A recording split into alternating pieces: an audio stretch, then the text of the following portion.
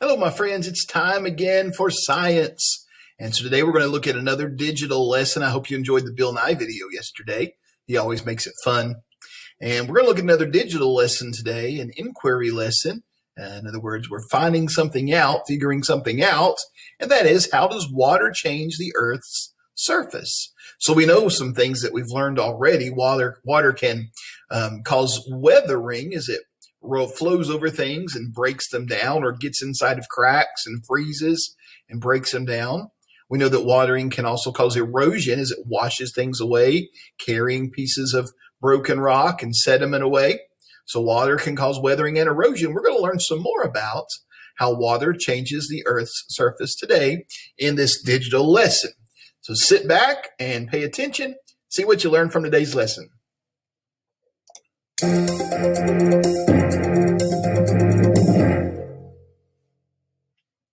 Welcome to the lesson, How Does Water Change Earth's Surface?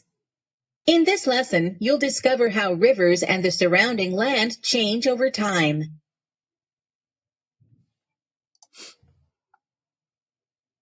As rivers flow across Earth, they shape and change its surface. Click the blue river in the satellite image. What happens? This image shows the same location a few weeks later. Heavy rains increased the water in the river. You can see how the river became much wider and flooded the land around it. So look how the land has been changed by the river. This was before a lot of rain. After a lot of rain, it's got a lot of flooding, doesn't it? So a lot of rain, when it causes flooding, it changes the land. It can affect if people's homes are right. Look right here. There's a bunch of flooding here. There's none right there here. So if people had built their homes there, what do you think happened? Their homes might have been washed away, or they're underwater now. So flooding can do some bad things. So water can really change Earth's surface. Flooding is one example. Flooding is one way that rivers change the land quickly.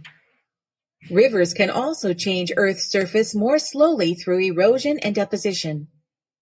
Rivers move soil and other material through erosion and drop this material through deposition.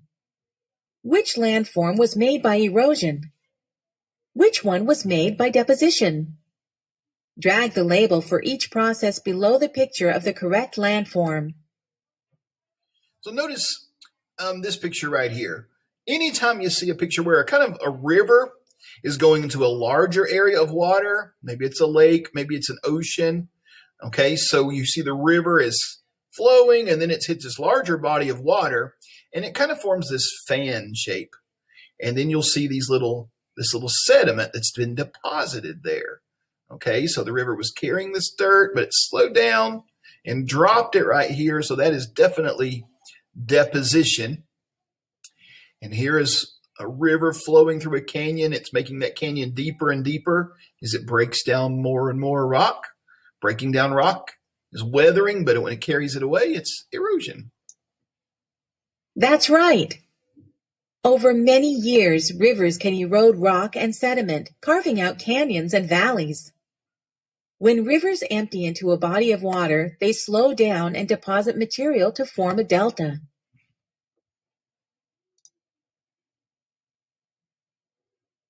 How do you think rivers are formed, and in what ways are rivers different? Click the images to learn more. Water moving down a hill erodes the ground, forming a channel. Over time, the channel widens and becomes the path through which a river travels. Some rivers have very straight channels. Others are curvy or meandering. A river's channel might be narrow or wide, shallow or deep. The stream gradient is the slope down which a river flows. Rivers with higher gradients have a steep slope, while rivers with lower gradients have a gentle slope. Speed refers to how fast the water flows. How do you think a river's gradient might affect its speed? Let's answer that question before we move on. So a river gradient, it's how steep the river is. If it's flowing down a hill, if it's flowing down a steeper hill, it's going to move faster, isn't it? So its speed will be higher if it moves faster. That's kind of obvious.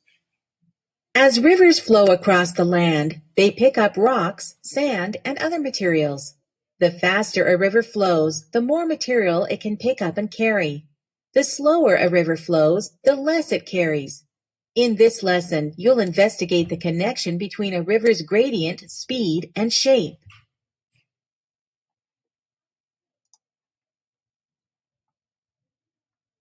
In this experiment, you'll use a virtual river model to find out how the river's stream gradient will affect water speed and the shape of the channel over time. Here's what you'll use. A river model.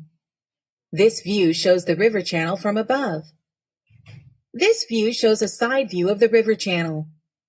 You will select the stream gradient, gentle, moderate, or steep. You will observe the speed of the river's water. A calendar. You will watch the river flow for 1,000 years. You will observe how the river changes shape over that time. A data table. You will record your results here. Better get comfortable. We got to watch this for 1,000 years, it says. How do you think the stream gradient will affect water speed? And in what ways will the gradient affect the shape of the channel over time? Type your prediction in the box and then click OK. All right, let's think about the first question. Here's the stream gradient. Remember, they can either be flat, kind of, that's not really going downhill, or a gentle gradient. It can be going downhill a little bit, and that's a moderate gradient. Or you can see if it's a really steep flowing river, it's flowing downhill, it's going to, that's called a steep gradient, okay? Now, how do you think that's going to affect the speed? We talked about this a couple of days ago. Think about a Hot Wheel car. It's not going to go very fast if you let it roll on this. It's going to roll, but not too fast on this. The steeper the gradient is, the faster our Hot Wheel car would flow, or the faster the water is going to flow because it's going more downhill. And then in what ways will the gradient affect the shape of the channel over time? So imagine this shape. It's kind of like a curved shape. If it's flowing really fast, what do you think it's going to do? I think it's going to make it deeper, don't you? The more water, the faster it's flowing, it's going to break down more of this and carry more of this away. So I think a steep gradient will make the channel deeper. And I think a gentle gradient will not make it as deep. So let's put that here. Let's type this in here. So we're going to say the steeper, the gradient, the faster, I could type here, the speed, and then the faster the speed, the deeper the channel. Now that's my prediction. Do you agree with me? If it flows faster, if it flows downhill steeper, it's going to flow faster. And if it flows faster, it's going to make this deeper. That's my prediction. We're going to find out. Continue to see if your prediction is correct. Describe your plan for testing how a stream gradient affects water speed and channel shape.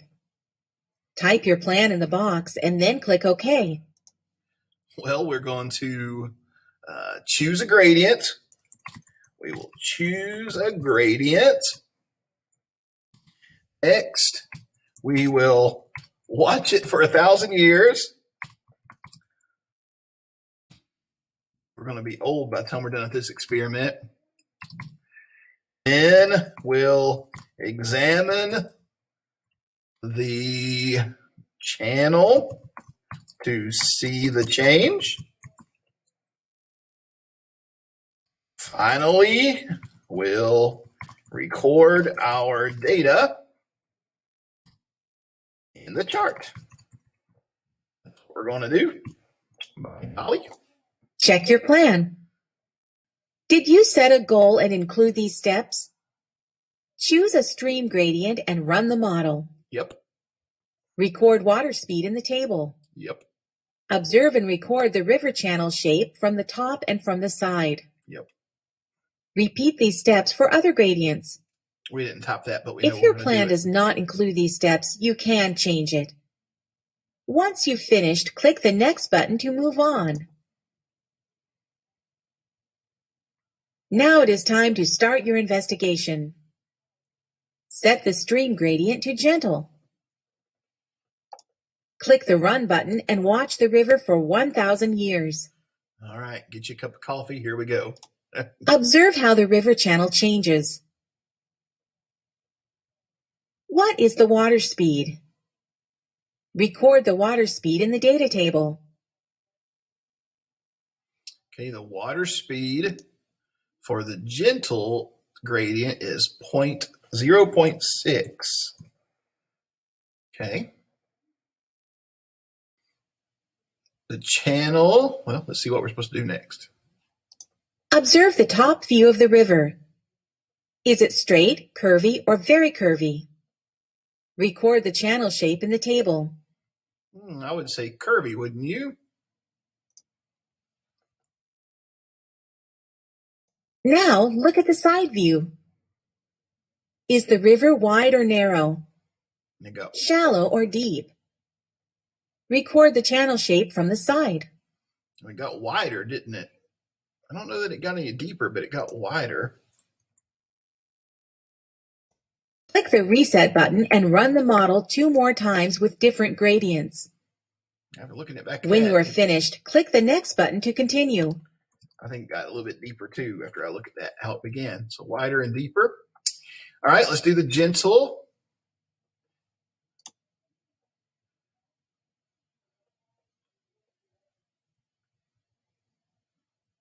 Okay. All right, the water speed is 1.5. I said gentle. The moderate, rather, sorry. Moderate gradient, 1.5. All right, what's the channel shape? It's still curvy. And it got wider and deeper again. Okay, that was a fast 1,000 years, wasn't it? We'll reset it. Let's choose the steepest gradient and see what happens.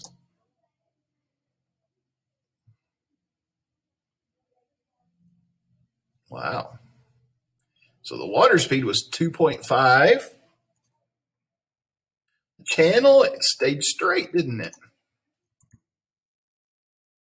And it was definitely deeper. I don't think it got any wider. It got much deeper.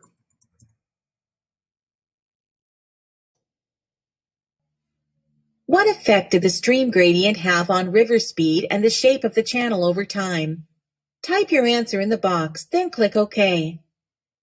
Okay, so the steeper the gradient, the faster the water.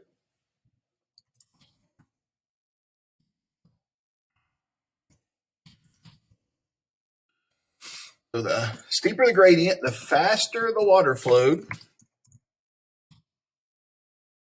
Okay, Mr. Hill, we're not doing a good job of typing today. Okay, and the shape of the channel. The faster the water flowed, the straighter the channel remained.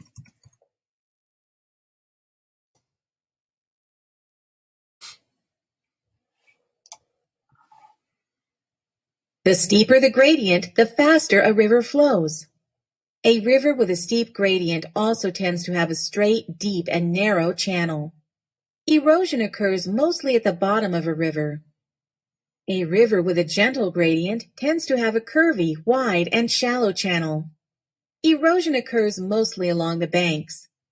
How do your conclusions compare to how scientists explain this? Type your answer in the box, then click OK. We were correct, but we should have added that. What could we have added? Erosion occurs mostly at the bottom of the river, not on the sides. So it occurs mostly at the bottom. What would you predict about this river? Click all the answers that apply, then click OK. All right, well, let's think about what we just learned. Now, this river is very curvy. So we know the slower the water, the curvier the river. So I'm going to put this river moves slowly because it's not straight. And then we learned that the slower the water moves, the wider and the wider it is, and the more shallow it is. So do you think it moves quickly? We said no, it moves slowly. The river is old. Well, I don't know if you can say it's old or not. I think this is correct. The river is narrow and deep. No, that's a fast-moving river. I don't know why you would think this river is old. Do you? Well, let's see what it says. You just about got it. Try again.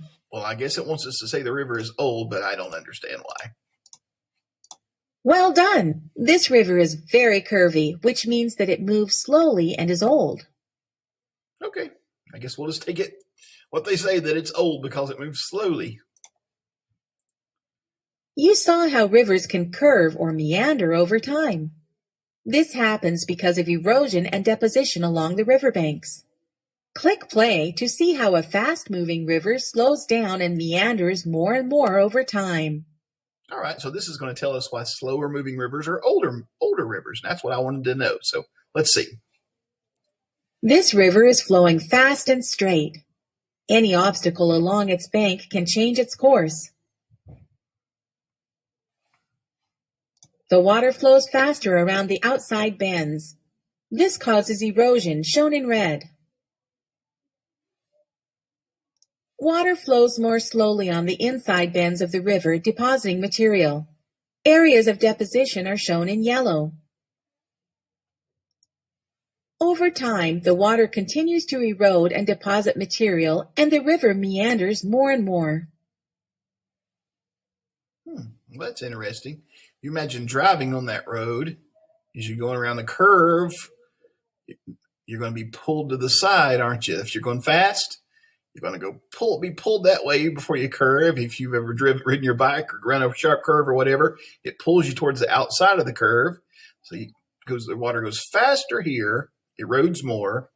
On the inside, since it's going faster here, it's slowing down a bit there, so it's going to drop some of the sediment since it's slowing down. So erosion and deposition on the corners.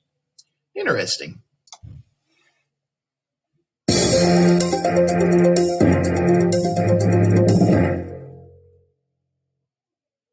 You've learned a lot about how erosion and deposition change rivers and the land surrounding them over time. Before you finish, let's take a look at the main points you covered.